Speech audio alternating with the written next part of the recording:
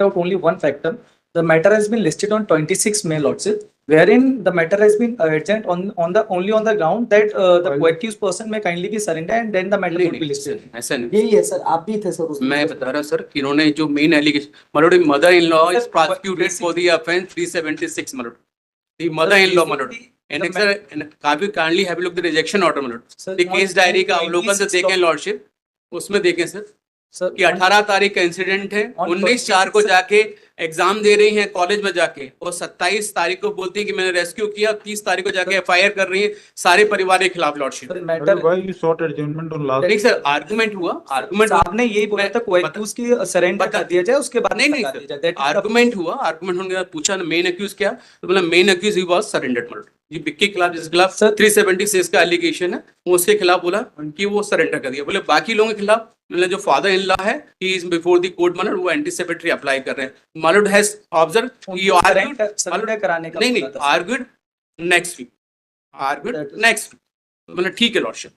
बस नहीं, आपने बोला आपने टाइम मांगा है, नहीं मैं I am not by the applicant list the case in the next, हाँ तो कोर्ट ने बोला आर्ग्यूड नहीं लॉर्डशिप, कोर्ट आर्ग्यूड कि आर्ग्यूड नेक्स्ट वीक, मतलब ठीक है यस मतलब kindly have it next week, मतलब यही था लॉर्डशिप। और विक्की हैज बीन सरेंडर्ड, मतलब जिसके खिलाफ एलिगेशन है, विक्की और ये भी अरेस्टेड था, कोई एक्यूज सर फरार थे। आप देखिए सर, मदर साहब ने कहा था कि मदर इन लॉ के खिलाफ 376 का एलिगेशन आ रहा, उनके खिलाफ चार्ज बनाया lord, argued on the same date also sir, mainly because sir the co-accused. आप देख लें सर कि 18 तारीख को, अरे आप लोग मेरिट पे दोनों बताइए, नहीं तो सर मैं मेरिट बता रहा हूं sir. Next sir page number kindly page number 11 lordship, page number 11 yes बताइए क्या है। केस डायरी अनुसार फरियादी द्वारा इस आशय का लिखित शिकायत आवेदन प्रस्तुत किया कि उसके पड़ोस में रहने वाले नीरज साहू से उसकी 4 साल से बातचीत होती थी, वो दोनों एक दूसरे को पसंद करते थे और दोनों ने दिनांक 18/1/25 को भोपाल में गायत्री मंदिर से शादी की थी।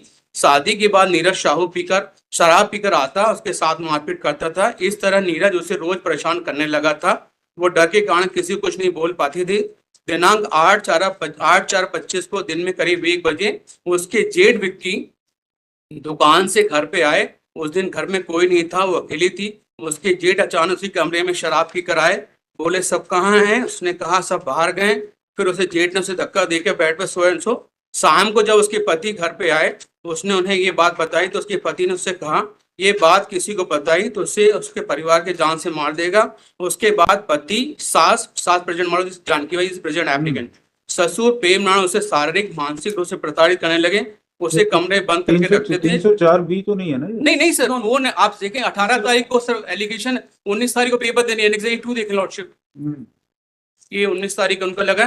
पेज नंबर बताइए क्या एलिगेशन के खिलाफ? ये सास है ना? ये सास है लॉर्डशिप। सर ये सास इनकी जेठ है, सारी बातें अपने घर के लोगों को बताती हैं। कुछ दिन के बाद ये इनका फोन भी छीन लेते हैं, कहीं जाने भी नहीं देते। इनके खिलाफ, ये एप्लीकेंट के खिलाफ क्या स्पेसिफिक एलिगेशन है? ये दैट वो पेज नंबर 17 देख लो सिर्फ 19/4 को पेपर दे रही हैं कॉलेज में जाके, इनफैक्ट और 30 तारीख को एफआईआर कर रही हैं। फिर एक मिनट तुमको मेकिंग अ पेज नंबर 17 देख लॉर्डशिप, ये 19/4 का ये उनकी फोटो है सर। 19/4 में ये एनवायरमेंटल इकोनॉमिक्स का पेपर है, ये उनके signature lordship.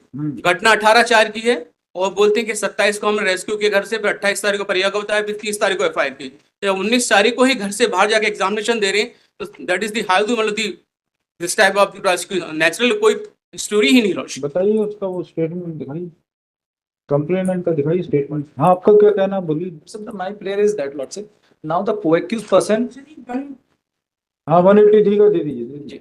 co-accused person, both the co-accused person who is the husband and the father-in-law, they